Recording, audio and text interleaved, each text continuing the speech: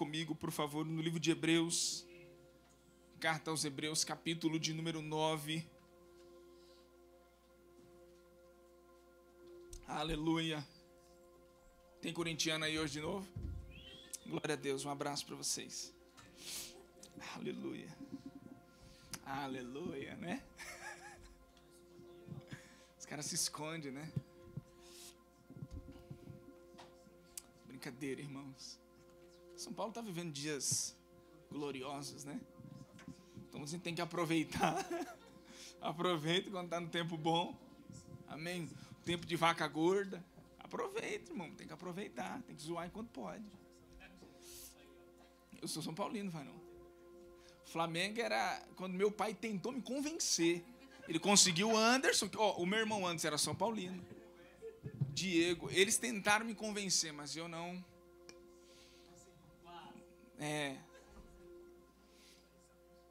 Amém? Livro de Hebreus, capítulo 9.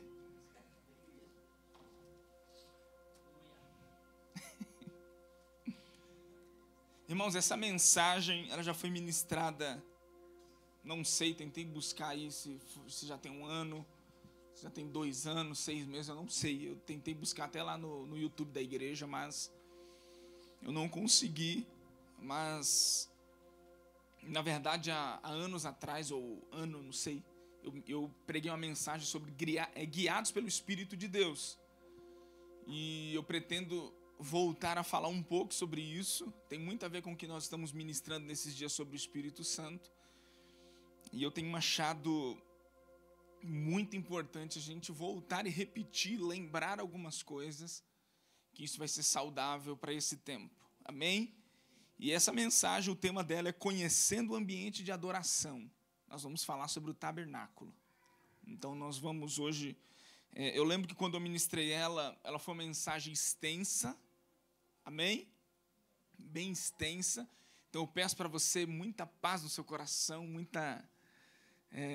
que você esteja aqui comigo. Eu sei que às vezes dá vontade de ir no banheiro, dá vontade. A gente entende, aqui é uma igreja pequena, então qualquer movimentação fora, né, do padrão, a gente se distrai um pouco. Não que você não é proibido de ir no banheiro, pelo amor de Deus, e nem proibido de beber água, mas a gente sempre pede para a igreja para que no período de palavra ela consiga centralizar o máximo possível da atenção do coração para que ela receba a mensagem. Amém? Então hoje é uma mensagem bem complexa, então eu peço muito a sua contribuição, a sua atenção, para você não sair dizendo assim, não entendi nada, mas também não prestou atenção direito. A culpa não é minha. Tá bom? Hebreus capítulo 9. Tem DCC essa semana não, né? Nossa, seria bom se tivesse, hein? Tem 3 dias de oração essa semana, irmão. A igreja tem que orar. Sem orar. Orando já é difícil. Imagina orando, né? Não sei como crente suporta não orar. Orando, tentando orar todo dia. Meu irmão, já é difícil, imagine sem oração.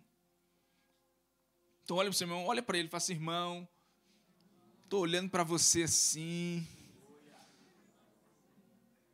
Estou achando que você orou pouco essa semana, hein? Estou brincando, irmão, estou brincando. Você orou muito. Amém? Diz assim, a partir do verso 1. Ora, a primeira aliança também tinha preceitos de serviço sagrado e o seu santuário terrestre. Com efeito, foi preparado o tabernáculo, cuja parte anterior, onde estava o candeeiro e a mesa e a exposição dos pães, se chama o santo lugar. Por trás do segundo véu se encontrava o tabernáculo, que se chama o Santo dos Santos, ao qual pertencia o altar de ouro para incenso e a arca da aliança totalmente coberta de ouro, na qual estava uma urna de ouro contendo o maná, o bordão de Arão, que floresceu, e as tábuas da aliança. Eu gosto sempre de corrigir do versículo 3, o versículo 2, 3 e 4, porque aqui dá a entender que a arca, que dentro, onde estava a arca da aliança, que é o Santo do Santo, lá dentro estava o altar de incenso e a arca. Isso se você for prestar atenção, você buscar nas Escrituras, você vai perceber que no Santo do Santo não tinha outra coisa senão a arca. Então, no santo lugar, que eu acho que eu vou até pedir para de vez em quando você projetar aquela imagem que a gente projetou aqui domingo passado, você vai perceber que no santo lugar ficava a mesa com os pães, o candelabro ou candeeiro e o altar de incenso. No Santo do Santo ficava só a Arca da Aliança. Amém? E aqui o escritor de Hebreus, ele também fala o que tinha dentro da Arca da Aliança. O maná, a vara de Arão, ou o bordão de Arão que floresceu, e as tábuas da aliança. Aí fala assim no versículo 5, e sobre ela, ou melhor, sobre a arca, os querubins de glória, que com sua sombra cobriam o propiciatório. Dessas coisas, todavia, não falaremos agora pormenorizadamente. Ora, depois de tudo isto, assim preparado, continuamente entro no primeiro tabernáculo e sacerdote para realizar os serviços sagrados. Mas no segundo, o sumo sacerdote, ele sozinho, uma vez por ano, não sem sangue, que oferece por si mesmo e pelos pecados de ignorância de todo o povo, querendo com isso dar a entender o Espírito Santo que ainda o caminho do santo lugar não se manifestou enquanto o primeiro tabernáculo continua erguido. É isto uma parábola para a época presente. E segundo está, se oferecem tanto dons, ou melhor, segundo esta, se oferecem tanto dons como sacrifícios, embora estes, no tocante à consciência, sejam ineficazes para aperfeiçoar aquele que presta culto, os quais não passam de ordenanças de carne, baseados somente em comida e bebida e diversas abluções, impostas até o tempo oportuno da reforma. Entenda uma coisa, para você entender essa mensagem, eu preciso fazer um pano de fundo rápido sobre a carta aos Hebreus. A carta aos Hebreus já está dita, ela foi escrita aos hebreus crentes, que por influência de alguns judaizantes, estavam voltando novamente à época da lei. Então vamos lá, o que eles faziam na lei? Eles circuncidavam o homem na graça, Deus falou que não precisava mais disso. Eles pegavam os animais e levavam os animais para sacrificar, dizendo que o sacrifício dos animais era suficiente para cobrir o pecado. Eles estavam voltando novamente a essas práticas. E o homem, que alguns dizem que foi Paulo que escreveu essa carta, nós não conseguimos dar um checkmate, dizendo que foi o apóstolo Paulo que escreveu. Pela linguagem, dá-se a entender que foi ele. Mas não tem nada concreto sobre isso. Mas você percebe que a preocupação, se você ler do capítulo 1, até o último capítulo, se eu não me engano, é o 13, você vai perceber que a preocupação do escritor em mandar essa carta é para que eles não voltassem novamente àqueles ritos, àquela religião que eles viviam. Porque se eles voltassem novamente a viver debaixo da lei, o sacrifício de Cristo para eles seria vão. Então, nesse momento, no capítulo, você vai perceber que na maioria do início dos capítulos tem uma palavrinha que se chama ora, ou portanto. Essas palavras significam que sempre o que vai falar a partir desta palavra está conectado, está ligado com a palavra anterior. Então você não pode ler Hebreus pegando capítulos, você precisa ler do início até o fim. Porque ele vai conectando, ele vai fazendo completo um pano de fundo sobre o que é a transição da lei para a graça. E aqui, no capítulo 9, ele está justamente falando sobre a importância do tabernáculo. Mas só que você vê ele falando, mas desse daí a gente fala depois. Porque esse tabernáculo, ele era um símbolo ou uma sombra do que viria a acontecer. Se você ler o Antigo Testamento, irmão, como eu falei domingo passado, o Antigo Testamento por inteiro, ele fala sobre Jesus. Fala sobre o Espírito Santo. Moisés viu isso. Moisés falou, vai se levantar depois de mim um varão, um profeta, que é muito maior do que eu. Abraão viu isso, Enoque viu isso, muitos homens de Deus viram, escreveram, profetizaram, anunciaram sobre Jesus. Por quê? Porque toda a Bíblia, de Gênesis a Apocalipse, ela anuncia Jesus.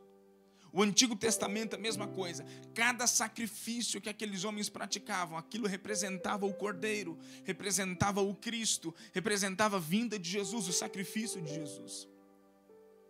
Hebreus, o escritor de Hebreus, também está falando sobre a mesma coisa.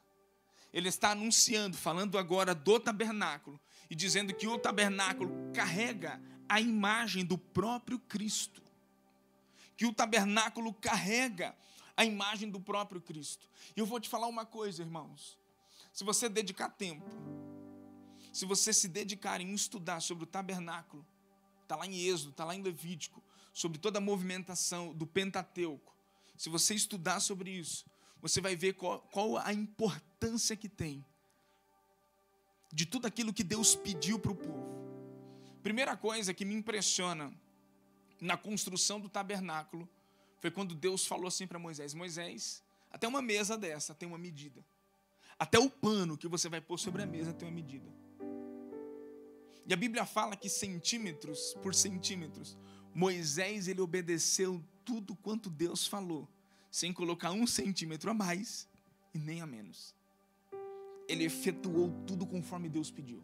Isso já me impressiona, porque a Bíblia fala que para cobrir o tabernáculo, ele teve que pegar uma pele de texugo. E o texugo, se você for estudar sobre ele, ele tem uma camada de pele que até uma onça, que tem uma mordida muito forte, não consegue perfurar. O texugo, a camada de pele dele é um elástico, que é difícil de romper. O texugo, ele é um animal que ele enfrenta todo tipo de animal feroz, e o animal que ele mais gosta de se alimentar são serpentes peçonhentas. Porque quanto mais picada ele vai tomando durante a vida, mais aquele veneno vai deixando ele isento. Quando ele é novinho, ele ainda sente alguns efeitos, mas quando ele é velho, uma mamba negra, aquelas cobras peçonhentas pica ele não sente mais nada. Alguns dizem que durante um momento ele se finge de morto, ele para a sua respiração, e a cobra, por ela conseguir identificar os seus opositores pelo calor, ela percebe que ele está frio, gelado, o coração não bate e ela acha que ele morreu. De repente ele se levanta, pega ela e come ela. Agora eu te pergunto, como capturar um animal desse? Não sei, se vira Moisés. Oxe, eu que tenho que saber? Imagina o Moisés falando, mas Senhor, os crentes de hoje, mas Senhor, não tem como. Não tem como o quê, Moisés? Como é que a gente vai cobrir isso daqui tudo com texugo? É tão difícil capturar. Pensa num bicho brabo, irmão. E é pequeno. É pequeno. Mas cada detalhe. Tinha coisas que Moisés tinha que pegar no fundo do mar. Que tinha que pegar lá no fundo do mar. É incrível. E Moisés obedeceu em tudo. Aquilo representava o próprio Cristo. O tabernáculo era feito de madeira de acácia, mas a sua cobertura era por completo de ouro. O que isso representava? Jesus. A madeira representava a própria humanidade de Jesus. O ouro representava a divindade de Cristo, a sua perfeição, seu favor. Então, irmão, quando você olha para as Escrituras, você olha para a construção do tabernáculo, ele aponta para Jesus. Tudo aponta para Cristo. Por isso que, se você prestar atenção, o tabernáculo ele tem 3 ambientes. O primeiro ambiente é o átrio externo, conhecido em alguns lugares como o pátio. O segundo ambiente já é o santo lugar. E o terceiro ambiente, ele já é o santíssimo lugar. Se você ler o que nós lemos aqui, o santíssimo lugar onde estava a arca, o sacerdote entrava uma vez por ano e tinha um turno. Ele tinha que respeitar o seu turno. Assim como os outros sacerdotes que podiam entrar no santo lugar para oferecer o incenso, para acender o candelabro, para comer dos pães da preposição, os pães que eram postos novamente à mesa todo sábado. Mas só eles poderiam comer. Agora preste atenção, irmão, nós falamos daí semana passada. O ser humano, ele é um ser tricotômico. Ele tem corpo, ele tem alma e ele tem espírito. Amém? Dentro de um corpo tem uma alma e um espírito. A alma, irmão, é uma inclinação. A alma, ela se inclina para os desejos da carne. O espírito se inclina para os desejos de Deus. Então você levanta pela manhã, você tem uma guerra dentro de você terrível. É o que o apóstolo Paulo diz: o mal que eu não quero fazer, esse faço. O bem que eu quero, esse eu não consigo. Aí ele fala: que miserável homem que sou. Meu Deus, como controlar isso? Como conseguir colocar essas coisas no lugar? Por isso que se você vê, o homem tem carne, ele tem alma, ele tem espírito. E qual que é a representação? Se você prestar atenção, o átrio exterior, o pátio, lá ficava o altar de bronze. O que é o altar de bronze? O altar de bronze era um lugar que de repente alguém sentia que estava em pecado, que tinha errado, pegava um animal, ia no altar de bronze e sacrificava esse animal. E aquilo representava que os seus pecados agora foram cobertos. Então, se você prestar atenção, fora desse ambiente aqui, todo esse átrio, todo mundo entrava. Qualquer pessoa poderia entrar. Qualquer pessoa entrava, sacrificava, ali batia um papo. Você lembra quando Jesus entrou dentro do templo e ele viu que os cambistas estavam vendendo e Jesus virou as mesas? Você lembra disso? Deixa eu te falar o que significa aquilo. O templo de Herodes, quando Herodes construiu aquele grande templo, ele estendeu o átrio. Ele estendeu, então aquele lugar ficou muito grande, muito espaçoso. Então os homens naquele lugar, eles vendiam os animais. Não era pecado vender. Quem vinha de muito longe, não conseguia trazer o seu animal, vendia o seu animal na sua cidade, chegava na entrada do templo, ele comprava o animal e ia lá sacrificar. Não tem nada de errado com isso. O problema é que eles começaram a negociar. O problema é que o cara começou a pedir um valor. Calma aí, você vai abusar de mim. Eles começaram a negociar. Por isso que Jesus falou: vocês não vão fazer da casa de meu pai uma casa de cambista, uma casa de negócio. Porque a casa do meu pai é uma casa de... Então olha só o que eles fizeram. O átrio, qualquer um entrava e fazia o que queria. As pessoas entravam, sacrificavam. Se você perceber, provavelmente não era um lugar que tinha um bom cheiro, irmão. Porque ali se matava animais, escorria sangue. No mesmo átrio tinha uma bacia de bronze com água, porque agora, depois que um sacerdote oferecia o seu sacrifício, ele ia naquela bacia, lavava suas mãos, lavava os seus pés, porque agora ele ia entrar no santo lugar. Agora, no santo lugar, ele precisava ser purificado.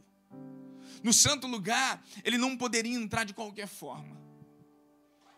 Se você trazer para os nossos dias, irmãos, a pergunta é: como está a sua reverência diante da presença de Deus? Como está a nossa reverência com a presença de Deus? Como está a nossa reverência com o Espírito Santo? Como o pastor Wesley ministrou há dias atrás aqui, como está o seu zelo pelo Senhor? Você sabe o que significa zelo na Bíblia? Se você quer saber, ciúmes. No original, vem da palavra ciúmes. O próprio Deus disse para o seu povo: eu tenho ciúmes de você. Ciúmes eu não aceito vocês ouvirem qualquer coisa. Eu não aceito vocês tocarem em qualquer coisa. Eu não aceito vocês querer adorar qualquer Deus ou nenhum outro Deus além de mim. Não é esse ciúme possessivo que eu e você conhece, dessa geração perversa que mata, que destrói, não. É um ciúme de prioridade. O desejo de Deus, irmão, sabe qual é? É se tornar a nossa prioridade. O desejo do Espírito Santo é ser importante, é ser a prioridade da sua vida. Mas qual é a sua prioridade? Seu trabalho? Seu currículo? Sua reputação? Tudo que é seu? O Espírito Santo quer voltar, irmão, a ser uma prioridade na nossa vida. O Espírito Santo quer voltar a ser prioridade no nosso coração. O Espírito Santo não aceita morar ou dividir o nosso coração com outros ídolos, com outros deuses, com a ira, com o ódio, com a barganha, com a manipulação, não. O Espírito Santo não aceita. O Espírito Santo, irmãos, ele quer curar o nosso coração, ele quer morar no lugar onde tem reverência. Reverência e santo temor. O sacerdote, antes de oferecer qualquer coisa para o Senhor, ele lavava as suas mãos, e ele lavava os seus pés. Porque agora ele ia entrar no santo lugar. Agora ele ia lidar com as coisas santas do Senhor. Agora, no átrio, irmão, qual que é o símbolo do átrio exterior? O lugar de fora. É um lugar onde você mata a sua carne. É um lugar, irmão, onde você mata o seu ego. Esses dias ouvindo um pastor, e hoje ouvindo novamente esse pastor Juscelia, que eu ouço muito, ele tem uma frase que ele diz assim, que o casamento é o melhor lugar para você aperfeiçoar o seu ego, ou para você aperfeiçoar o seu caráter, para você abater o seu ego. Eu falei, e a gente pensa sobre isso, e é verdade, irmão.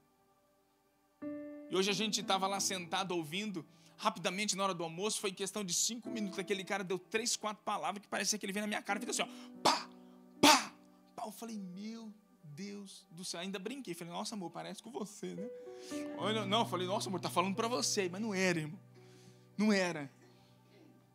São coisas que o Espírito Santo, e eu percebi, o Espírito Santo está tratando algumas coisas pessoais comigo. Esses dias eu passei no lugar e vi um livro que se chama Temperamentos Controlados pelo Espírito. Esse livro, irmão, ele é de 1960 e tralalá. E eu peguei e o cara falou assim, não, tem uma nova edição aqui e tal. Eu falei, não, eu quero aquela dali. Primeiro que ela é mais barata. E segundo, porque eu quero aquela dali que já está suja, que alguém já usou. Eu fui naquele sebo, sabe? Para ver livro. Tinha lá livro do Chico Xavier. Tinha um monte de gente lá. Do Chico Xavier eu não comprei, não. Mas eu comprei dessa mulher que vai ser bom. E eu comecei a abrir, irmão, dos meus temperamentos. Eu falei, Jesus Cristo de Nazaré. Então, aí eu percebi que Jesus tem uma obra comigo muito grande, irmão. Isso vai custar tempo. Isso vai custar longos anos de oração, de lágrima, de arrependimento, de choro, porque Jesus amado, como eu preciso ser aperfeiçoado nele. E o que significa o altar de bronze? É o lugar onde você mata a carne. É o lugar onde você mata a vingança, o senso de justiça própria. É o lugar onde você mata tudo aquilo que você percebe, irmão, que afasta a glória de Deus, que afasta o Espírito Santo. Aquele lugar é o lugar onde você tem que jogar a sua vida diante dele, no altar dele, e queimar. Queimar. Não é queimar o irmão, é queimar você. Queimar você. Eu me identifico como Paulo, irmão. Que miserável homem que sou. Quem me livrará do corpo desta morte? Que quando olha para dentro, percebe que gostaria de efetuar muita coisa que Deus quer, mas não consegue. Porque é uma inclinação. Nesse lugar, irmão, o sacerdote, ele matava os animais. Esse lugar é o lugar onde a sua carne, o seu ego, a prepotência, o orgulho, a sede de vingança precisa ser aniquilado. Aniquilado pelo fogo de Deus. Por isso que nesse lugar qualquer israelita podia entrar. Nesse lugar qualquer um entra. Tem coisas, irmãos, na igreja que qualquer um faz. Que qualquer um faz. Tem coisas diante de Deus que qualquer um faz. Mas tem lugares no Senhor que não dá. Deus nunca vai entregar a unção dele nas mãos de pessoas que não têm um coração apaixonado por ele. Porque se ele pegar, tem pessoas que se pegar a unção, usa para si. Usa para se autopromover. E a pior coisa que tem é quando o Espírito Santo percebe que nós estamos usando ele, ao invés dele nos usar. Irmão, meu maior desafio quando eu estou pregando, e eu fico numa guerra no meu espírito, é: Senhor, por favor, me abate. Não me deixa querer te usar aqui. Não me deixa querer te usar. Ah, não, mas às vezes parece que a igreja está um pouco desanimada, bota fogo. Não, não sou eu que boto fogo, irmão. Não sou eu que faço, não sou eu que animo ninguém. Não sou animador, irmão. Não sou eu, é o Espírito Santo. Não, mas quando eu pegar no microfone o ambiente muda. É o Espírito Santo. É o Espírito Santo que faz. Porque senão a gente vai querer usar Deus. E eu vou te garantir, na hora que você mais precisar dele, ele vai falar assim, não, agora faz aí. Ele se retira e fala, pode fazer. A vergonha é grande, irmão. A vergonha é grande. Por isso, nesses dias, nós precisamos aprender a matar a nossa carne e ouvir o Espírito Santo. A ouvi-lo. São muitas vozes, são muitas coisas nos nossos ouvidos. E essa carne, irmão, precisa ser subjugada ao poder de Deus.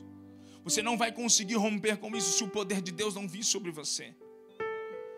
O segundo lugar é o lugar onde ele lava as suas mãos. Um dia Jesus estava lavando os pés dos seus discípulos.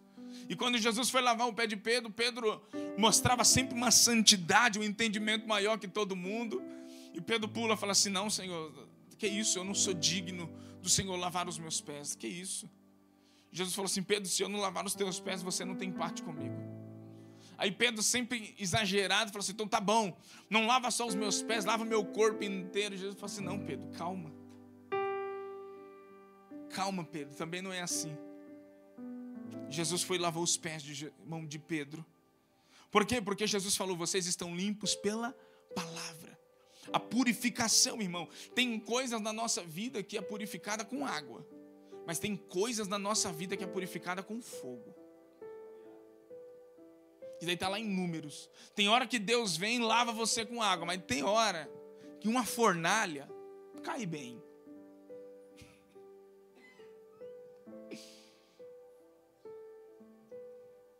Tem hora, irmão, que uma fornalha te faz voltar para o Senhor rapidinho, né? Na água não vai, mas no fogo vai. Então deixa eu mandar um fogo. É assim que Jesus trabalha, irmão.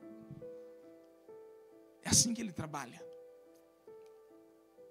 Nós precisamos aprender a trabalhar no meio das pressões espirituais. Nós lidamos com demônios. Nós lidamos com seres espirituais. Que 24 horas vai querer derrubar você. Que 24 horas quer envergonhar o nome de Jesus. Nós precisamos aprender a trabalhar no centro da vontade de Deus. As pressões te empurram. As pressões te empurram. Priscila, a gente estava conversando, falando dos temperamentos, e ela falou assim, uma das características do temperamento fleumático é justamente não expressar nenhum tipo de reação, mesmo quando está sob pressão.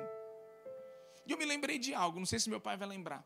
Quantas vezes meu pai comprava uma coisa para mim, ou então me levava em um lugar, e eu estava feliz, mas eu ficava quieto. Ele falou, você está feliz? Eu falei, tô, pai.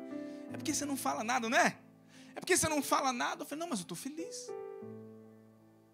Ele percebia que eu estava feliz, mas só que não tinha nenhuma expressão. É um fleumático, né, Fran? Tamo junto. O fleumático, se tá difícil ou se tá bom, ele é assim. Tudo bem? Até um fleumático expressar tristeza, o mundo se acabou, irmão. E diga-se de passagem, segundo os especialistas, é o melhor temperamento para se dar. Tá vendo, Fran?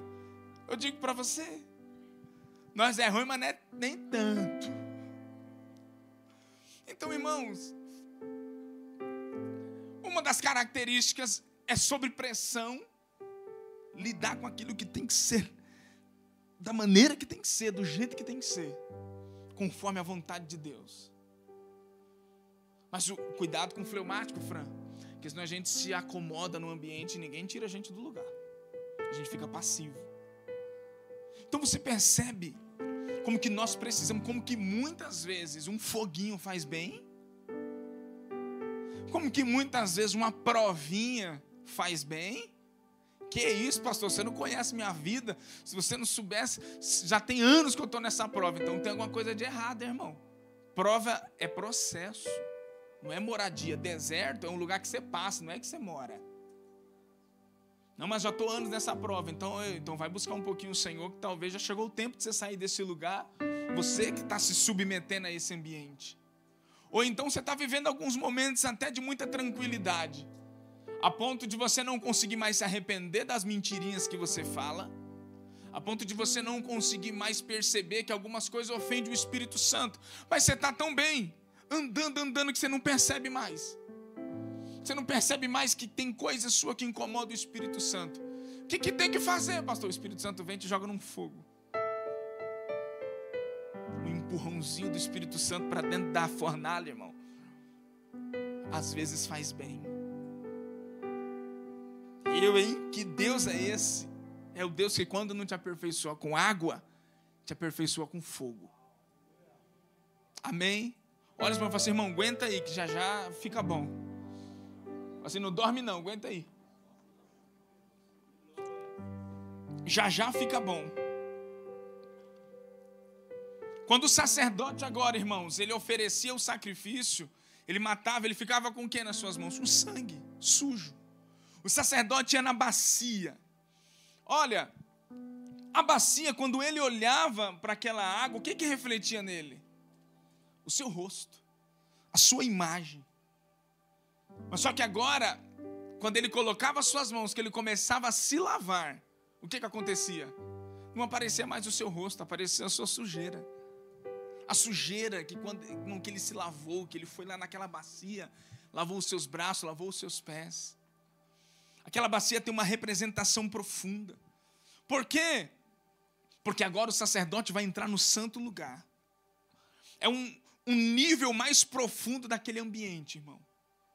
É um nível mais profundo ao qual aquele homem precisava entrar. E agora, é incrível que hoje eu estava pensando, eu fiquei abismado. Do átrio para o santo lugar não tinha um portão. Não tinha um cadeado. Tinha uma cortina, irmão. Repita comigo, uma cortina. Eu fiquei pensando, será, Deus, se nenhum engraçadinho chegava lá, será se morre mesmo? E entrava? Não, ninguém fazia isso.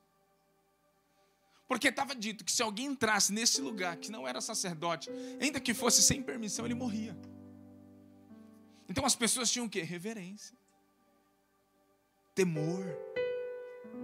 Não entra aí, filho. Está vendo aquela porta ali? Aquela porta ali, filho, é para um sacerdote.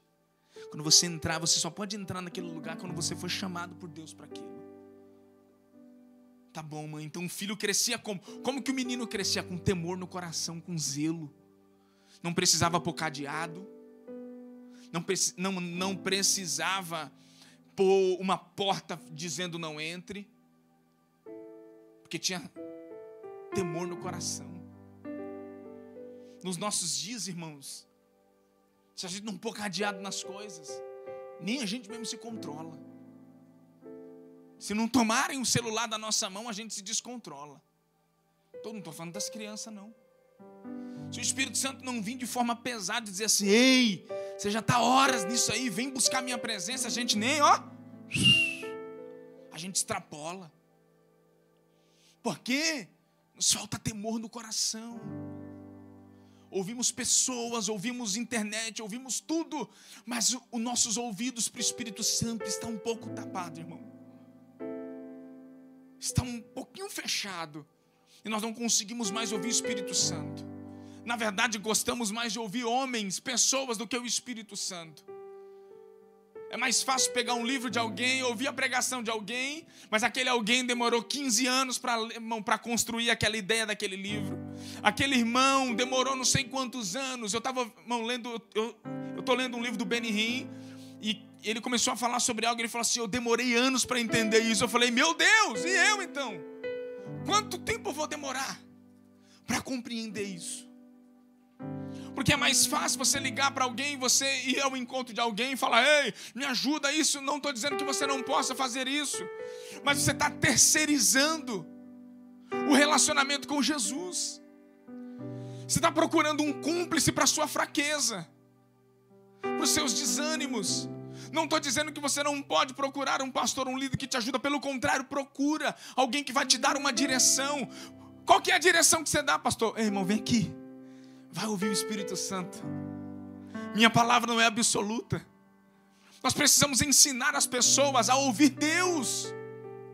A gente está ensinando as pessoas a ter a nossa palavra como absoluta. Está errado. A gente precisa ensinar as pessoas a orar. Porque elas não conseguem orar 5 minutos. Elas não conseguem ler Bíblia por 5 minutos.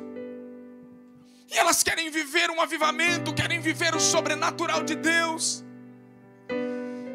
Não, nós precisamos voltar o nosso coração para um lugar de temor, para um lugar de amor, de zelo pela glória de Deus. As pessoas fazem da igreja como se fosse um shopping. Falam, fazem, tratam como se elas estivessem em qualquer lugar. Não! Precisamos de zelo no nosso coração pelas coisas de Deus, pelo Espírito Santo. Nós precisamos de zelo, irmão. Nós precisamos ter um encontro com Jesus. Muitos estão dentro da igreja e ainda não tiveram um encontro com Jesus. Não, pastor, mas eu faço uma boa ação. Não, mas eu dou uma cesta básica ali. Eu faço aquilo. Eu faço um negócio legal na igreja. E aí, irmão? A maioria das pessoas vai sempre querer nos comprar, irmão. Eu falo como pastor. Vai sempre querer nos comprar pelo serviço que oferece. Ela vai sempre querer nos comprar pelo serviço. Por quê? Porque alguém precisa chamar atenção. Eu preciso chamar a atenção do pastor, então de alguém, da igreja, do irmão, seja lá como for. E a única forma que eu consigo é servindo. Ou seja, eu estou comprando o amor pelo serviço. Aí um dia alguém descobre como você é e não consegue te amar. Se torna difícil. Igual um pastor uma vez, o pastor estava ministrando, ele falando que uma pessoa ficava no pé dele, queria estar junto, porque queria. Ele falou assim, irmão, pastor, mas por que você não me chama para estar perto? Eu falei, porque você é muito chato. Você fala na hora que não deve. Você fala o que não deve. Fala demais. Tem hora que eu quero silêncio, você está falando muito. Pô, mas você é chato também. Como é que vai ser amigo de um chato? Nossa, pastor, mas que... Como é que fala? Mas que ruim esse pastor. Não, que sincero. Que sincero, né? Sei que excesso de sinceridade às vezes é um pouco de burrice. Às vezes é um pouco de burrice, mas a sinceridade... Não, irmão, calma, você está muito chato. Irmão, nós precisamos voltar o nosso coração para um lugar sincero, verdadeiro diante do Senhor. Quando o sacerdote entrava no santo lugar, ele tinha três altares, se é que posso dizer assim. Primeiro, a mesa dos pães. Segundo, um candelabro, um candeeiro, um castiçal, que tinham 7 lâmpadas acesas. E terceiro, um altar de incenso, onde ele derramava uma libação, e aquilo subia como um cheiro suave às narinas do Senhor. Agora é o sacerdote que entra nesse lugar. As suas vestimentas, elas têm que ser apropriadas para aquilo. Seus pés lavados, suas mãos lavadas, a roupa apropriada para aquilo. Pastor, isso era lá atrás. Hoje a gente não precisa disso. Isso era sombra de um bem futuro, de algo que precisa hoje. Precisamos lavar os nossos pés, irmão. Santidade. A mesa dos pães é um símbolo da comunhão com o Espírito Santo. O símbolo da comunhão, onde tem pão. Quem é o pão? Jesus. Ele é o pão da vida. Ali naqueles 3 ambientes, o pão simboliza a palavra, o candelabro o Espírito Santo e o altar de incenso simboliza a oração. O sacerdote se alimentava daqueles pães, a palavra de Deus. Não tem como suportar. Não tem como suportar nesses últimos dias, irmãos, se você não tiver um relacionamento com as Escrituras. Porque a mesa significa comunhão, intimidade. E eu vou te falar uma coisa. Vou até beber água, essa é boa. Tem muitos cristãos que eles são pastoreados de púlpito para cadeira. Foge da mesa. Mesa revela a intimidade, a comunhão, revela as fraquezas, as dificuldades, revela os pecados. Eu me sento com pessoas na mesa e elas me conhecem sem nenhum sentimento de superioridade. E quando eu abro a boca e falo assim, acho que você precisa buscar cura nisso, aquilo vira uma chave na vida delas. Outras eu sento na mesa, você percebe que aquela mesa parece que tem uma barreira aqui, ó. Dificuldade. Por quê? Porque mesa expõe falha. Mesa expõe pecado, irmão. No altar, todo mundo lindo. Ser pastoreado de altar para público é a coisa mais fácil que tem. Para mesa, muitos estão correndo. Não, ninguém pode saber desse meu pecadinho. Ninguém pode saber de como eu sou em casa. Ninguém pode saber das minhas falhas. A mesa, irmão, revela, é um lugar de comunhão e intimidade. Por isso que nós temos os nossos DCCs. O que é o DCC? Discipulado de casa em casa. Senta na mesa para conversar, para falar das escrituras. Um lugar simples. Alguém está de chinelo, alguém está de havaiana, ninguém está com roupa legal. Não comam como num culto de domingo, que todo mundo vem, aquela postura, né? Não, na mesa não, irmão. Na mesa é simplicidade. Na mesa é simplicidade. Por isso que, se você prestar atenção, as pessoas mais feridas fora da igreja, elas foram feridas por causa de relacionamentos. Escuta, você pode prestar atenção, o índice de pessoas desviadas ou desigrejadas, o seu problema é relacionamento. Não é porque o pastor me feriu, é porque o irmão passou por mim e não deu a paz, é porque o irmão sentou no meu lugar, é porque o irmão fez aquilo comigo, é porque o irmão fez aquilo outro, é sempre aquilo. O problema é sempre relacionamento. Cadê os homens aqui? Levanta a mão. O que nós estamos estudando na segunda-feira aqui? Sobre relacionamentos de aliança. Porque se tem uma coisa que precisa ser remida no coração dos homens e mulheres da igreja, é os relacionamentos. As pessoas não sabem se relacionar. Elas não respeitam uns aos outros. Elas não respeitam os seus espaços, os seus limites. E elas têm dificuldade de construir um relacionamento de aliança. É diferente, irmão. É diferente. Então, o que você me aconselha? Vai para a mesa de Jesus, irmão. Você precisa ser curado. Nós precisamos ser curados. Foi na mesa que nós fomos curados e estamos sendo curados. Precisamos de mesa. Aí, irmão, já ouvi isso, as pessoas já chegaram até em mim e falaram assim: nossa, vocês não falam tanto de mesa, mas eu estou lá, abandonado, ninguém me procura. Sério? Você é um crente 007, irmão? James Bond. Ninguém vê. Oculto. O crente Mr. M. Ninguém vê. Ninguém sabe. De repente chega, de repente some.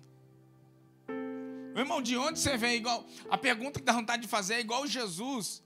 É igual quando Deus, lá em Jó, fala que Satanás se apresentou e Deus falou assim: ô Satanás, de onde você vem? Estava passeando por aí. Estava andando por aí. Por quê? Eu não estou falando de pessoas, irmãos, coerentes, que têm as suas vidas abertas, guardadas no Senhor. Eu estou falando de pessoas que têm feridas emocionais. E você sabe que muitas delas estão condicionadas ao relacionamento, à intimidade. Não estou falando de sentar na mesa para falar mal dos outros, não. Eu odeio isso. Estou falando de sentar na mesa para abrir as escrituras, para falar das coisas celestiais, para derramar o coração, para abrir o coração, para ser curado. Isso é um tempo de cura, irmão. É um tempo de mesa. O sacerdote, ele sabia que naquele lugar era um lugar de cura. Era um lugar de cura. Na mesa da intimidade, o Senhor liberou os seus pães, as suas provisões. Para quê? Para nos curar. Mas ali naquele ambiente também tinha um outro altar, que é o candelabro. O sacerdote, irmão, ele não podia deixar aquele fogo se apagar. Agora eu te faço uma pergunta. De onde é que esse sacerdote acendia esse fogo? Você quer saber? Do altar de bronze.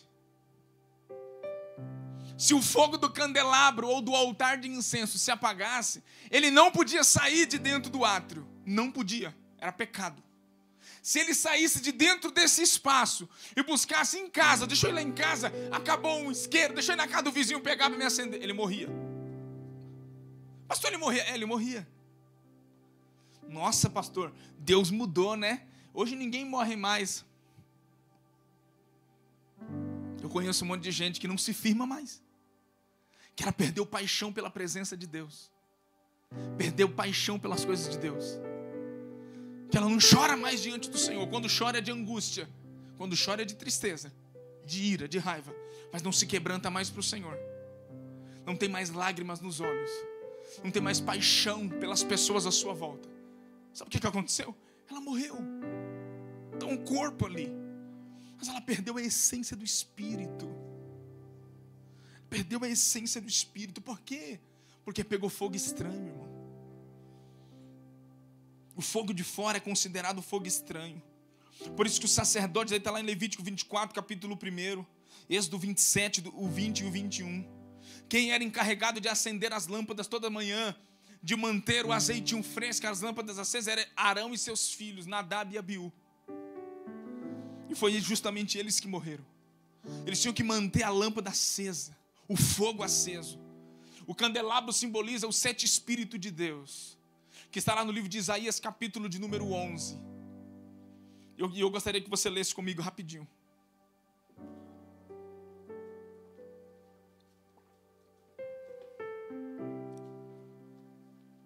O que está escrito aí? Lê comigo. 1, 2, 3, foi.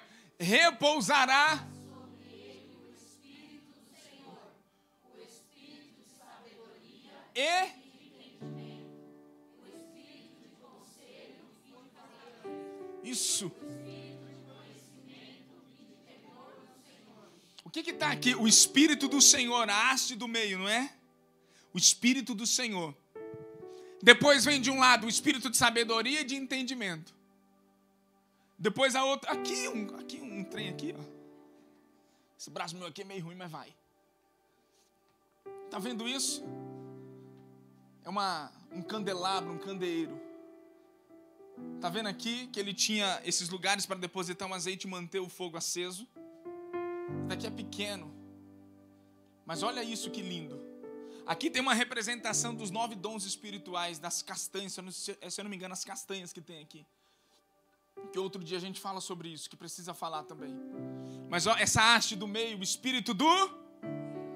Aí do lado vem o espírito de sabedoria e de entendimento. O espírito de conselho e o espírito de... O espírito de conhecimento e de temor. Os 7 Espíritos de Deus. Então escuta bem. O que tem nesse altar? O que tem dentro desse lugar? Esse lugar tem coisas, irmãos, poderosas, sobrenaturais, que são capacitações de Deus para a sua vida. Sempre quando eu vou orar, irmãos, eu abro Isaías 11.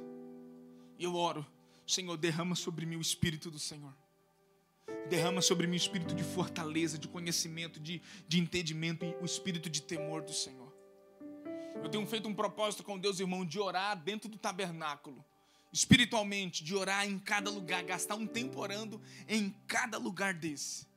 E eu vou te dar uma estratégia, acho que eu falei isso semana passada, eu vou falar para você. 1 hora de oração se torna pouco. 1 hora de oração se torna pouco.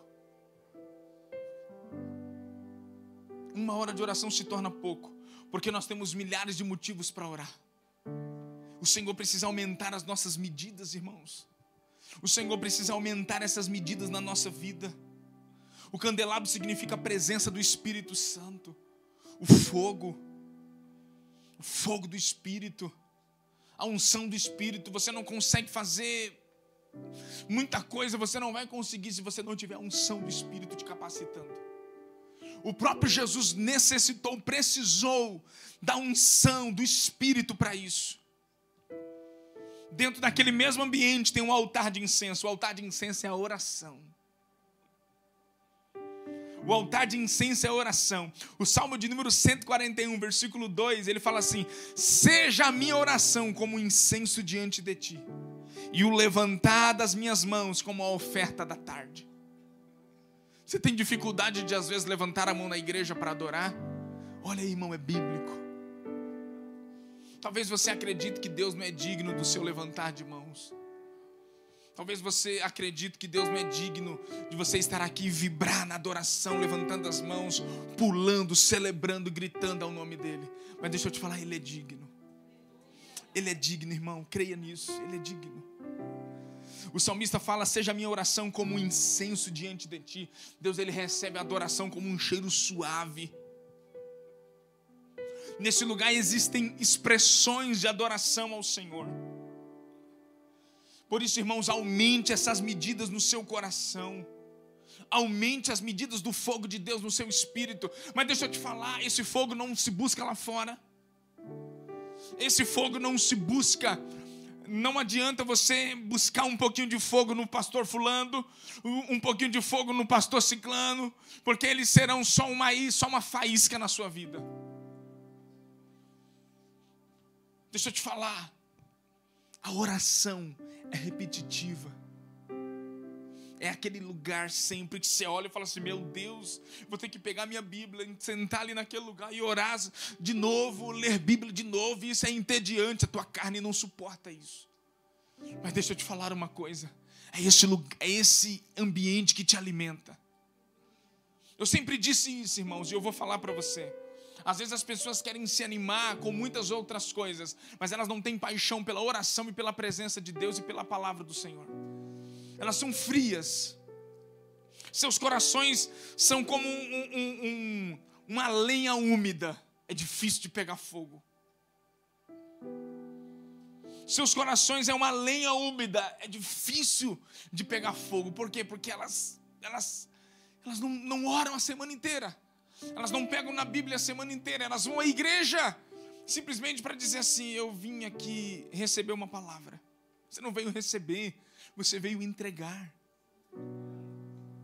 A nossa mentalidade está totalmente fora do princípio de Deus.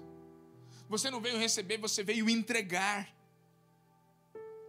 Entregar algo para o Senhor. Esses 3 utensílios proféticos, eles apontam para uma expressão de vida com Deus. Eles apontam para uma expressão de adoração ao Senhor. A mesa da comunhão, o altar de incenso e o candelabro são 3 lugares que precisam ser restaurados na nossa vida. E esses lugares precisam ser restaurados em nosso coração. Agora a gente entra no último espaço, no último ambiente. Sabe qual é? É o Santo dos Santos. E o que tem, pastor, no Santo do Santo que nós lemos? A Arca da Aliança. Ali dentro, o sacerdote entrava uma vez no ano. E só o sumo sacerdote podia entrar. Muitos não conheciam aquele ambiente. Aquele ambiente muitos não conheciam, desejavam, mas não conheciam. Ao passo que o átrio externo é um lugar de muita movimentação, de muitas palavras. O lugar santo já vai diminuindo as palavras. O lugar santo do santo é um lugar de total contemplação. Esse dia eu estava lendo um livro de uma senhora, de uma mulher, muito antiga esse livro. E ela fala a oração da quietude. Meu Deus do céu. Meu Deus, isso daí tem me confrontado. Isso daí tem me confrontado, porque a gente acredita que oração é o quê? É entrar diante do Senhor e falar: meu Deus e meu Pai, Senhor, eu te ordeno que tu faça isso. É assim a gente fica dando ordem para Deus. Muitos acreditam que oração é você ensinar a Deus o que Ele tem para fazer, como se Ele não soubesse o que fazer. Você já prestou atenção nas suas orações? As ordens, parece que a gente está mandando em Deus. Meu Deus, faz isso, opera, Senhor, em nome de Jesus, faz. E ela fala de a oração da quietude, você fica quieto.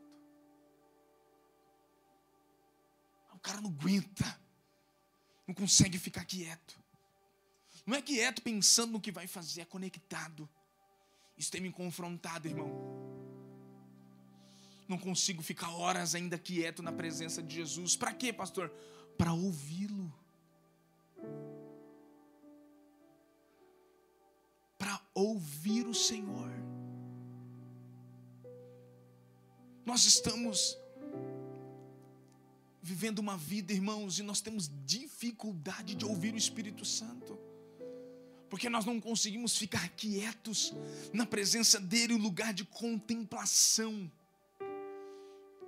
O que o salmista fala no Salmo 27, versículo 4? Coloca para mim, por favor. Uma coisa eu pedi ao Senhor e a buscarei. 27, 4. Uma coisa eu pedi ao Senhor e a procuro. Que eu possa viver na casa do Senhor todos os dias da minha vida. Para quê? Vamos lá, irmão, você está vivo? Para contemplar a bondade do Senhor e buscar. Deixa eu te fazer uma pergunta, o que vem primeiro aí? E depois, em outras versões fala aprender, não é? Aprender no seu santo templo. O que vem primeiro? Contemplação. Aí nós temos aqui a esposa do nosso amigo Micael. Chegou agora do Maranhão, né? Do Maranhão. E veio para as agitações de São Paulo. Você fala para um paulista assim, irmão, para um pouco, vai contemplar. Oxi, pastor, se eu parar, eu não ganho dinheiro. Se eu parar, as coisas não andam. E o paulista é assim. Chega de manhã, tarde, come, faz a marmita, bota aquilo, vai aquela correria. Não consegue parar e contemplar. Não, mas eu tenho que aprender. O que adianta você ficar com a cabeça desse tamanho? Aprendeu tudo, mas perdeu o coração. Perdeu o coração. Você tem luz na mente, mas não tem fogo no coração. Eu aprendi, eu tenho teologia, eu tenho aquilo, eu tenho... Irmão, hoje, se a pessoa não tiver teologia, se ela não tiver um PhD, um diploma, um pós, a pessoa nem recebe. Não, que isso? Não receber, não. E tem que ter isso. Tem que ter. O pastor tem que ter. Irmão, eu sou a favor do pastor. Ele ser capacitado, toda a sua equipe ser capacitada. O que adianta? Tem muita igreja que tem um cabeção desse tamanho, que virou coach. Todo mundo é rico, ninguém. Todo mundo milionário, com aqueles carros importados parando na calçada da igreja. Você fala, ei, Deus está ali. Mas o cara perdeu vida com Deus. Você quer fama? Eu não quero, irmão. Não, eu quero status, eu não quero. Muitos estão à procura disso e estão perdendo o Espírito Santo. Eu garanto para você que muitas pessoas estão numa busca desesperadora para enriquecer, porque o Deus delas é Mamon. Deus delas não estão enriquecendo para glorificar o nome de Jesus, senão no pouco elas fariam tudo que elas pudessem, mas elas não fazem. Quando eu enriquecer, eu faço mentira. Você quer enriquecer porque você quer esbanjar, você quer postar nas redes sociais que você tem carrão, que você tem aquilo. Irmãos, acabou esse tempo. A igreja, não é esse o tempo de esbanjar. Quem está fazendo isso são pessoas que estão vivendo uma luxúria, uma enganação. Mas elas perderam a sensibilidade do Espírito Santo. É tempo de voltar para o Senhor, é tempo de queimar na presença de Deus. É tempo, irmão, de buscar a presença de Deus incessantemente. Mas, pastor, o que vão pensar de mim? Eu quero saber o que vão pensar de mim. Eu não me importo com o que pensam, com o que dizem. Eu quero Deus, eu quero a presença de Deus. Eu quero a presença de Deus, porque em muitos lugares ela foi embora. Nós estamos buscando e perdendo um lugar de contemplação, um lugar onde a presença de Deus é tudo que precisamos. O que queremos fazer? Queremos produzir, queremos ter uma igreja ativa, queremos mostrar que estamos crescendo, mas vai perdendo a sensibilidade, vai perdendo o amor, vai perdendo a mesa, vai perdendo a paixão, vai perdendo as coisas mais importantes de uma vida cristã. Aleluia. Eu sei que é difícil dar glória nisso, irmão, mas o que tinha dentro da arca da aliança? O maná simboliza a provisão. A vara de mão de Arão que floresceu, que simboliza a proteção. E as tábuas da aliança, que simboliza a comunhão. O maná, irmão. O maná naquele tempo, quando ele caía, no outro dia ele já apodrecia. Mas o maná estava dentro da arca intacto. O ambiente de Deus nada se estraga. No ambiente de Deus nada se perde. Naquele tempo, como que você conhecia um incrédulo? Você passava na porta da tenda dele, se estiver cheirando a podridão, era alguém que pegou o maná para o outro dia, porque estava com medo de não cair maná. Então o cara falou assim, eu já vou pegar para amanhã, porque vai que Deus não vem, né? Só que quando ele comia o maná daquele dia, o outro apodrecia. E ficava cheirando mal. Era isso que tinha na tenda de um incrédulo. Não cheira bem, irmão. Por isso que Jesus ensinou na oração: Pai nosso, dai-nos o pão de cada dia. Para cada dia Deus tem uma porção para você. Para cada dia Deus tem uma medida de graça para você. Para cada dia o Espírito Santo tem uma provisão. Para cada dia uma proteção. Para cada dia uma comunhão com Ele. Então olhe para o seu irmão e diga assim: irmão, não corra, não corra. Não corra, não corra. Agora preste atenção em algo, irmão. Agora eu preciso mais da sua atenção. No finalzinho. Êxodo 25, 22 fala assim: ali, Deus falando para Moisés. Moisés constrói lá no último compartimento, coloca a arca. Aí ele fala assim, coloca na versão Ara: ali eu virei a ti. Ali onde, Deus? De cima do propiciatório, do meio dos dois querubins que estão a arca do testemunho, falarei contigo. Uau, me queimou essa palavra agora. Me queimou, senti subindo um fogo. Por quê? Agora entenda. Vem aqui, Cícero. Vem aqui, pastor Roberto. Fica aqui. Você é um querubim barbudo, e o outro querubim do cabelo branco. Isso, vem mais para cá, assim. Para a câmera pegar vocês. Levanta a mão. Faz assim igual o pastor Roberto, parece que os dedos esticam. A Bíblia fala que na tampa do propiciatório, na tampa da arca, tinha dois querubins. E eles estavam com as suas asas assim. Aqui nesse lugar, ali, virei a ti, de cima do meio dos querubins que estão sobre a arca do testemunho, falarei contigo acerca de tudo quanto eu te ordenar. Nesse lugar não tinha nada. Não podia ter. Esse lugar era vazio. O que significa isso, pastor? Esse era o lugar de Deus falar. Esse era o lugar onde Deus falava: nesse lugar eu falarei contigo. No lugar de contemplação que Deus vem. No lugar onde o seu ego não é arrancado. Onde os seus achismos é arrancado. Aqui é o lugar que você não dá conselho para Deus fazer alguma coisa na sua vida. Não. Esse é o lugar que você fica aqui parado. E Ele vai liberando no seu espírito. Nesse lugar não pode ter nada. Não pode ter dinheiro. Não pode ter filho. Não pode ter esposo, namorado, casamento. Nesse lugar só tem um lugar, só tem um espaço. Sabe para quem é? Para Ele. Não, mas esse lugar aqui ainda... Não, esse lugar é dEle. É o lugar onde a glória de Deus vem para falar com você. Obrigado. Então escuta o que eu estou falando para você, irmão. É um lugar. Agora escute uma coisa. Tem lugares que se Deus vir, Ele vai causar estragos. Porque ali tem uma divisão.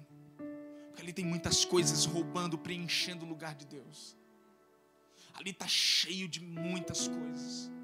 Pega a vassourinha, vai limpando aquilo.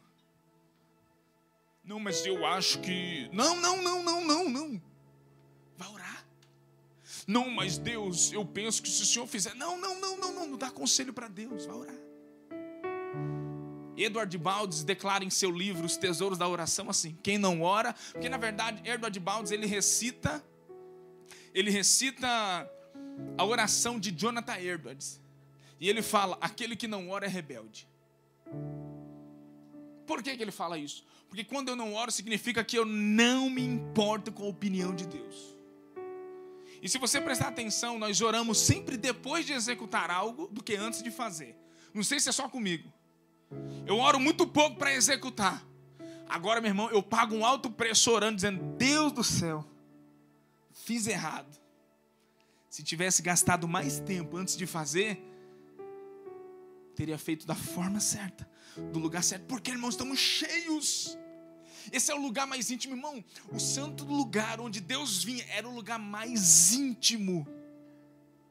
Era o lugar mais íntimo. Era ali o lugar onde Deus vinha. Por isso que não podia ser ocupado por qualquer coisa. Aquele lugar era o espaço reservado para Deus. Não tinha espaço para opiniões, para aquilo que Deus tem que fazer, para Deus. Não, Senhor, eu estou aqui para receber de Ti. Nesse lugar, nada pode estar entre nós e Cristo. Pense agora, o que está entre você e Jesus? Talvez para alguns sejam pecados, talvez para outros sejam coisas até permitidas, mas que já deu um tempo.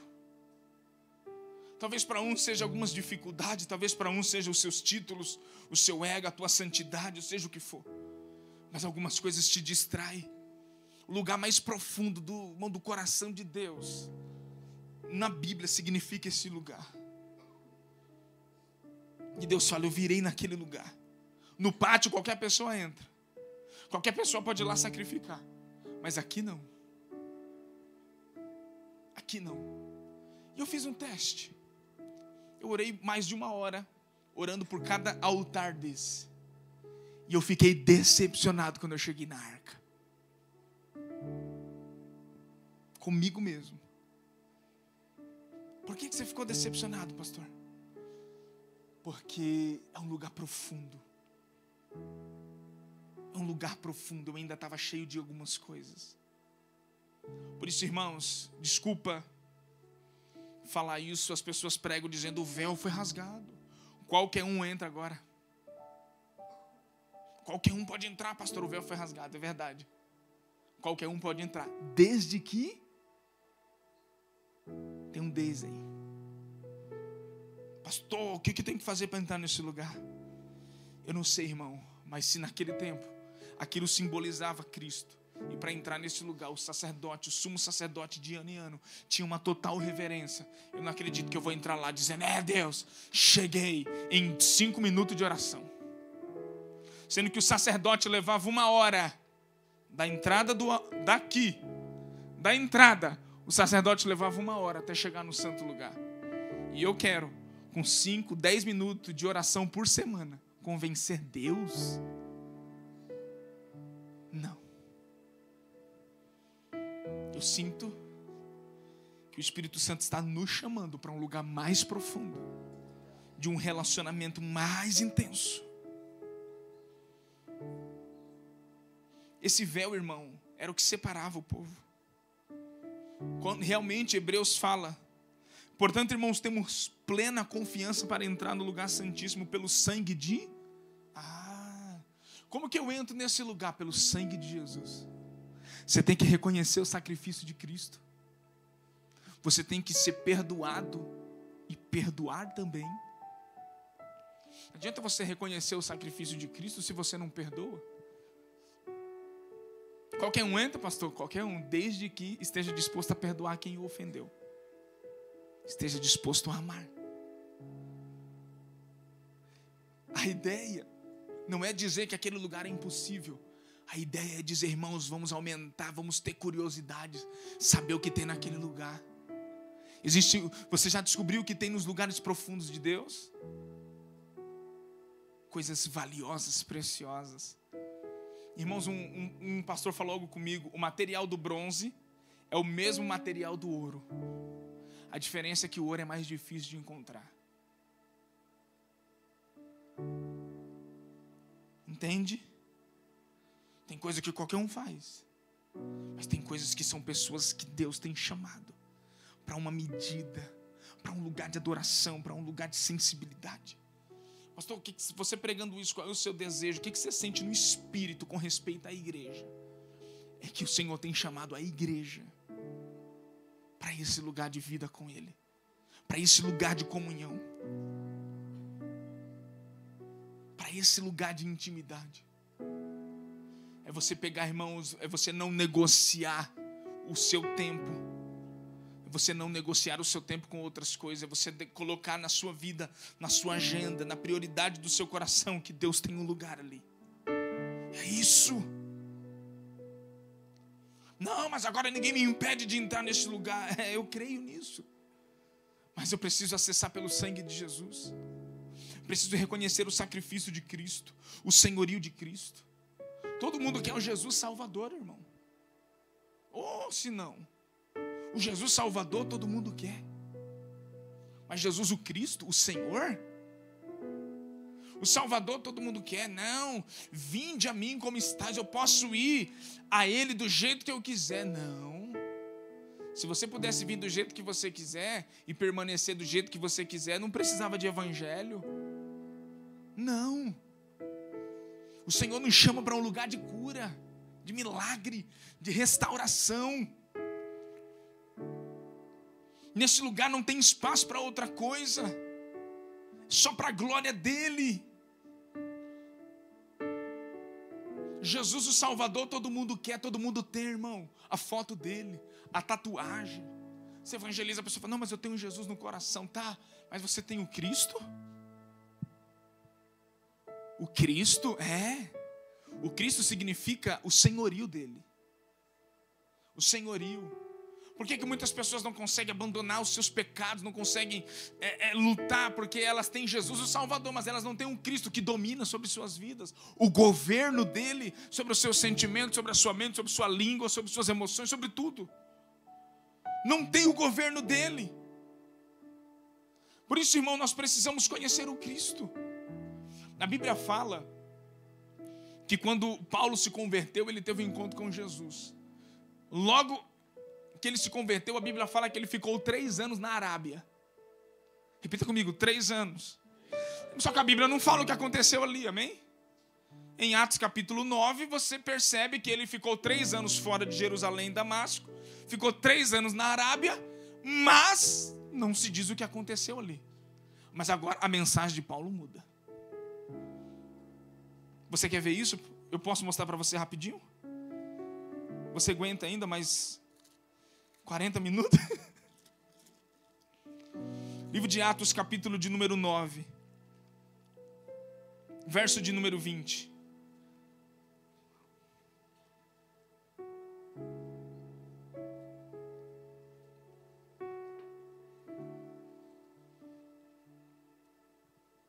Logo pregava nas sinagogas a Jesus, afirmando que este é o Filho de Deus.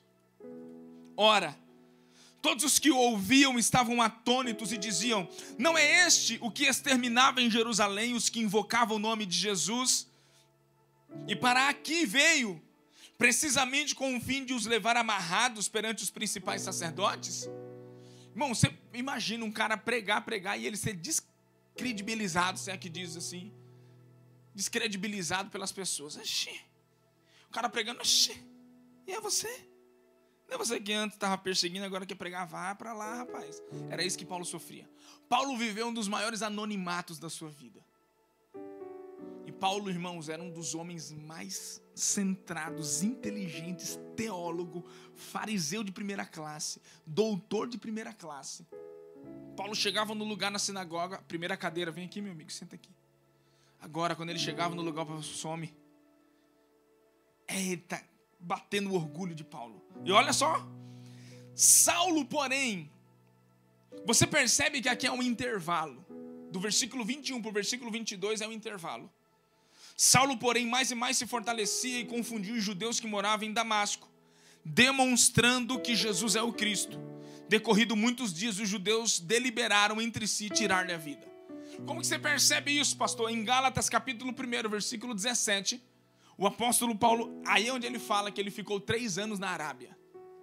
Agora, por que você percebe que no versículo 21 e no versículo 22 é o intervalo de 3 anos que Paulo viveu? Porque ele estava em Damasco, foi para a Arábia, da Arábia ele voltou de novo para Damasco. Eu acho que alguns perceberam. No versículo 20 fala assim: então Paulo, nas sinagogas, afirmava que Jesus era o Filho de Deus. Você pode afirmar que Jesus é o Filho de Deus? Afirmou, tá vendo? Faz assim, glória a Deus. Só que agora no versículo 22 fala assim: Saulo, porém, mais e mais se fortalecia e confundia os judeus que moravam em Damasco, demonstrando que Jesus é o Cristo. Em um momento Paulo afirmava, em outro momento Paulo demonstrava. Em um momento Paulo falava com a boca, Jesus é bom. No outro momento Paulo falava com a vida. É diferente. É diferente. Muitos falam com a boca algo que não vivem com a sua vida. Não vivem com suas atitudes. Por isso que esse lugar de intimidade, de plena comunhão, que o Espírito Santo está nos chamando nesses dias, é um lugar, irmão, que vai transformar a sua vida. Quando eu orei, que o Senhor me desafiou para entrar nesse lugar, eu falei assim para Ele, Senhor, eu estou com medo. Eu assumi, eu falei, Deus, eu estou com medo. Ele, medo de quê? Eu falei, eu estou com medo de deixar isso, eu não consigo. Mas para você viver o que eu tenho para você, você vai ter que abandonar isso. Não é pecado, irmão, coisas lícitas, mas para um nível mais profundo é necessário. Salmo 24, versículo 3 fala: quem subirá ao monte do Senhor? Quem há de permanecer no seu santo lugar? Subir, qualquer um sobe. Agora o Salmo está fazendo uma pergunta, mas quem permanece nesse lugar? Subir, todo mundo sobe naquele lugar. Mas agora permanecer. Permanecer no lugar de intimidade, no lugar de constância. Muitos sobem, experimentam, mas não conseguem se manter. Esse é um tempo, irmão, de uma constância na presença de Deus. Esse é um tempo de viver nesse ambiente de Deus. Esse é um tempo de abraçar a glória de Deus e não soltar mais. O Salmo de número 63, verso 1. Davi fala assim: ó Deus, Tu és o meu Deus. Na versão King James, 1611. Eu acho que vocês não vão ter. Eu fiz questão de pegar essa versão porque ele fala assim: a minha alma tem sede de Deus, cedo te buscarei. Aí ele fala: minha alma tem sede de Ti e minha carne anseia por Ti. Alma e carne. Se você pegar isso e você juntar com Isaías capítulo 26, versículo de número 9, Isaías fala assim: com a minha alma eu suspiro de noite por Ti, e com o meu espírito dentro de mim eu Te procuro diligentemente. Junta isso tudo agora. O salmista está dizendo: a minha alma tem sede, a minha carne anseia, e o meu espírito Te procura todos os dias, todos os dias, todos os dias, todos os dias. Que nível profundo que esse homem entrou ao ponto de dizer: a minha carne. E quando está falando carne, irmão, ele está dizendo literalmente. Lembra quando Jesus falou assim: a carne é fraca, mas o espírito está pronto? Ali Jesus está falando da carne, de desejos pecaminosos terríveis. A carne que não quer Deus, a carne que você tem que dobra joelho para orar. Dobra joelho para orar. Vai, irmão, levanta a mão para adorar o Senhor, porque ela não quer. A boca travada. Vai, fala, desentope, infeliz. Abre a boca. Deus é bom. Oh, glória. Por quê? Porque não quer, a carne não quer. Vai orar, não quero. Vai fazer isso, não quero. A carne é rebelde, irmão. Carne é rebelde. Mas o salmista disse: a minha alma tem sede e a minha carne anseia. Eu sou como uma terra seca. Olha para o Senhor e fala assim: e aí, terra seca?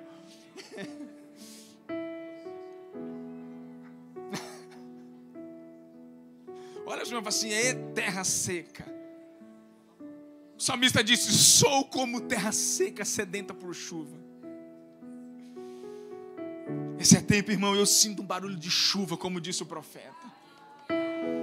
Eu sinto um barulho de chuva, como disse o profeta. O Senhor está vindo com paixão. O Senhor quer derramar sobre a igreja dele algo que ela nunca viveu, algo que ela nunca experimentou. Nós estamos clamando nesses dias, e nós estamos clamando nesses dias. Queremos viver o que nunca vimos, o que nunca ouvimos. Queremos viver o que o homem nunca fez. Queremos viver o avivamento do Senhor, o poder de Deus, aquilo que nenhum homem pode fazer. Queremos viver tudo aquilo que o Senhor tem disponível. Por isso estamos sendo desafiados a mergulhar em um lugar de confronto, a um lugar de paixão, a um lugar onde o nosso ego vai ser abatido. Mas eu te garanto, é nesse lugar que você verá o Senhor.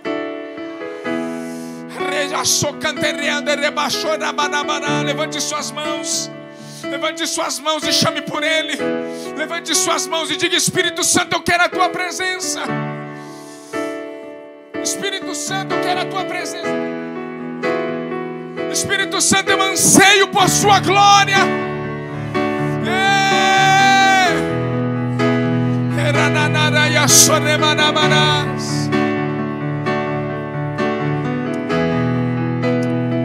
Se você quer viver coisas profundas, então libere coisas profundas. Se você quer viver coisas que você nunca viveu, então faça coisa que você nunca fez. Se você quer um nível profundo com Ele, então mergulhe no lugar de negar a si mesmo.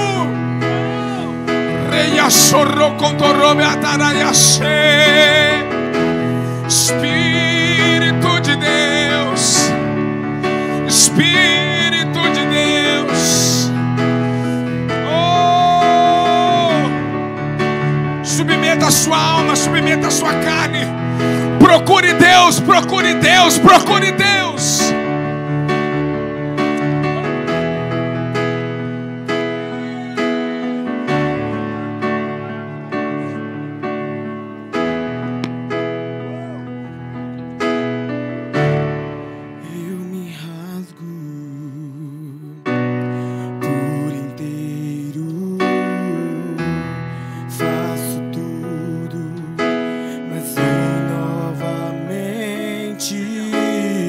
Acender a luz, pode deixar acesa. Mergulho na minha ardente, mas peço que Tua presença aumente. E se eu passar pelo fogo, não temerei. Na Tua fumaça de glória eu entrarei, longe do Santo dos Santos. Não sei mais viver.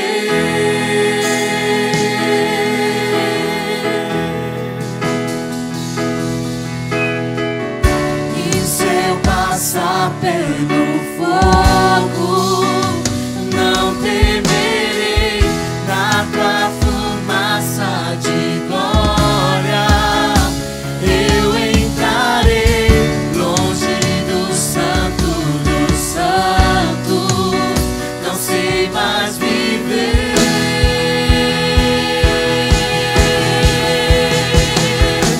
Quem já pisou no Santo dos Santos, em outro lugar, não sabe viver. E onde estiver, clamar pela glória, a glória de Deus. Aleluia. Quantos nesse ambiente estão sentindo algo de Deus poderoso? Vem aqui na frente. Se você está sentindo algo, vem aqui.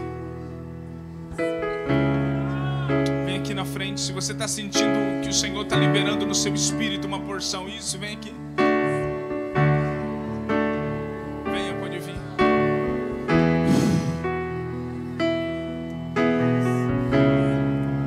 Por que você está fazendo isso, pastor? Porque o Espírito Santo só responde as respostas, irmão. O Espírito Santo não responde questionamentos tolos. O Espírito Santo responde respostas. E enquanto eu pregava aqui, o Espírito Santo falou comigo: chame as pessoas que querem responder a mim nesse tempo. Chame as que querem responder a mim. Talvez você está buscando uma resposta de Deus e o Espírito Santo está buscando uma resposta sua. O Espírito Santo está buscando uma resposta sua para um novo lugar, para um novo tempo, para uma nova dimensão do Espírito, para um novo lugar de intimidade com Ele, para um lugar onde o lugar raso vai ser arrancado da sua vida e você vai viver coisas profundas no Senhor. E você vai viver coisas profundas nele.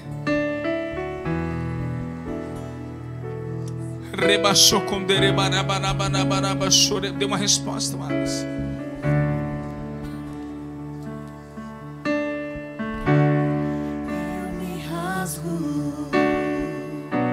Uma resposta, dê uma resposta.